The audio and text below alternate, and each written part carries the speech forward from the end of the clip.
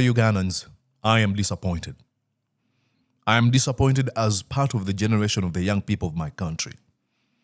Following the altercation, the chaos, the abuse of rights, the violent arrest of members of parliament, the beating of the honorable member of parliament, and all the wrong things we saw happening in our parliament, I am disappointed. But I may not be disappointed about that. Mr. Museveni is set to speak to the nation today. And we all know what he's going to do. He's going to use his platform to continue. Now, accusing his political opponents of the chaos we saw. Even when we know that he deployed the Special Force Command,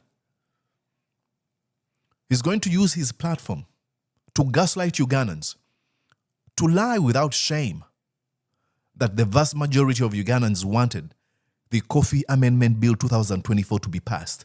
No, they didn't. Even when they sang in unison, rejected it, Mr. Museveni is going to try to lie to Ugandans that this is for their own benefit. No, it isn't. The plan is to protect a cabal of his political proponents who gain from the consolidation of power and taking advantage of the disenfranchised. Even when Ugandans said, we do not want, even when we understood what was behind, Museveni is going to look in the camera and speak to the vast majority of Ugandans and tell them that this is for their benefit, even when they rejected it. That breaks my heart. But I am disappointed for other reasons. And it could be one reason. I'm disappointed to the young people of my country. What are they doing? Shortly after the incident that we saw that led to Honorable Francis Zake to be rushed to the hospital, I went and opened my social media platform and I couldn't believe what I saw. A myriad of young people making fun of the situation, posting about it lightly.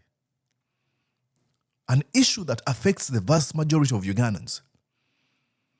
Many of them with a barrage of tweets or Facebook posts casting a blame to Honorable Francis Zake, accusing him of lacking morality or morals. And that can have its own place. We can have a discussion, a conversation about that. But let us not major on minors. Let's keep our focus on the majors. What led us there? It is Museveni. Again, using extremely dangerous dictatorial tactics of deploying the Special Force Command in the chambers of parliament to cause chaos.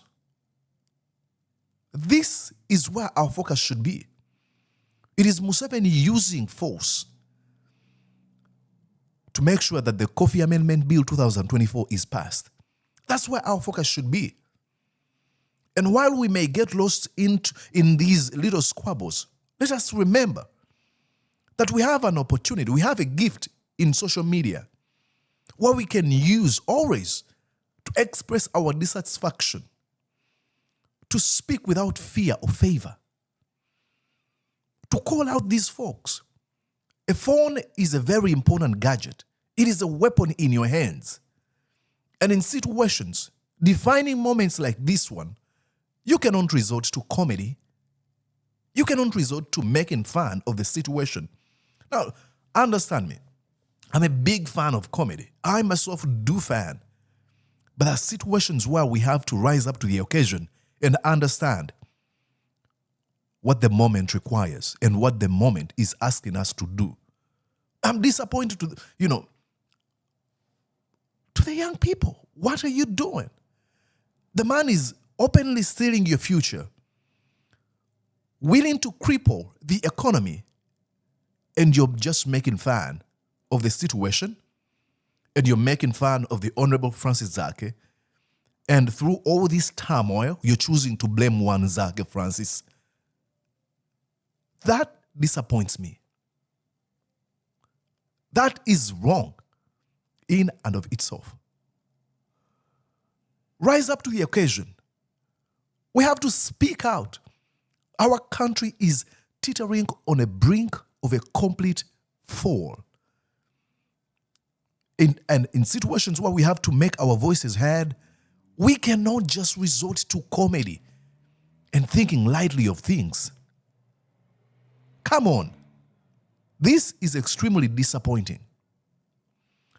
But what do we do now that Museveni has shown us again his true colors? I mean, it's been more than 1 million times he's been showing us his true colors. It is not to give in to what he wants us to give in to. It is to get afraid of him. It is to think that he's the one who decides what should be passed and not, that is untouchable, that is above the law, to look at him with fear and reverence and obsequiousness. This is a time where we have to continue thinking reasonably and logically and understand. Look at Museveni for who he is. He's a tyrant.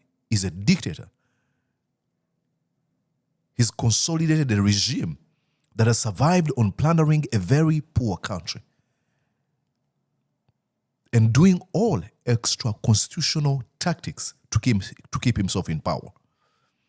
Young people, come on. We cannot just do this, only laugh and blame the least amongst us. I mean, Honorable Francis Zake,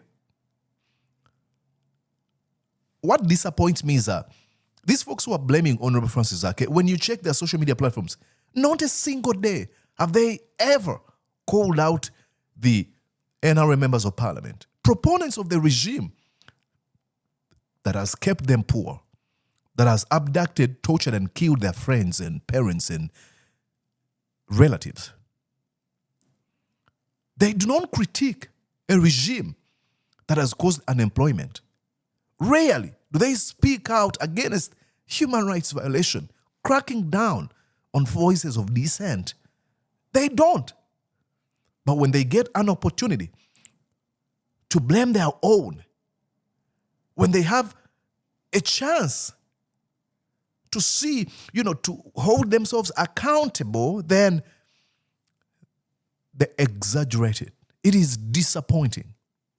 And you should be ashamed of yourself as a young person. This is a moment in history where you should stand on the right side of history. History won't remember that Honorable Francis Zake was fighting for his seat. No. History will say Mr. Museveni deployed the Special Force Command in the chambers of Parliament and caused chaos so that the Kofi Amendment Bill 2024 can be passed. And the most important question at that time will be, what did you do? And you may say, I didn't do anything because I wasn't a member of Parliament. But how did you use your platform? Things you put on your social media will remain forever. And another person will say, oh, I will delete. But truth will haunt you forever. Rise up to the occasion and speak out. Do not resort to petty fights, petty squabbles, and hating your own. Come on, young people. And this is why I am disappointed. But this doesn't necessarily mean that I'm giving up.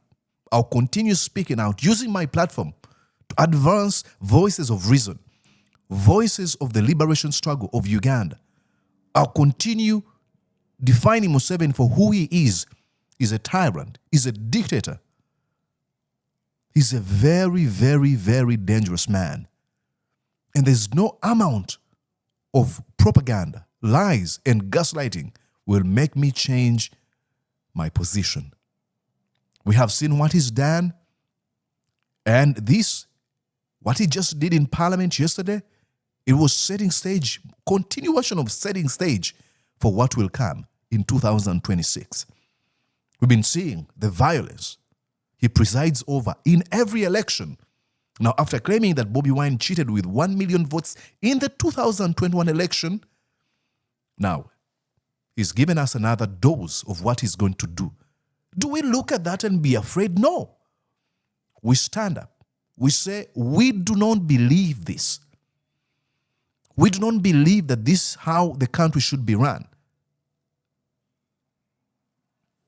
But we cannot do it if most of us choose to resort too comedy and trifling. Come on. We have to bring our voices together. We have to speak in unison. We have to all understand the stakes of our country. Come on. Young people, I'm disappointed, but that doesn't necessarily mean that I'm giving up or giving in. No. This is the beginning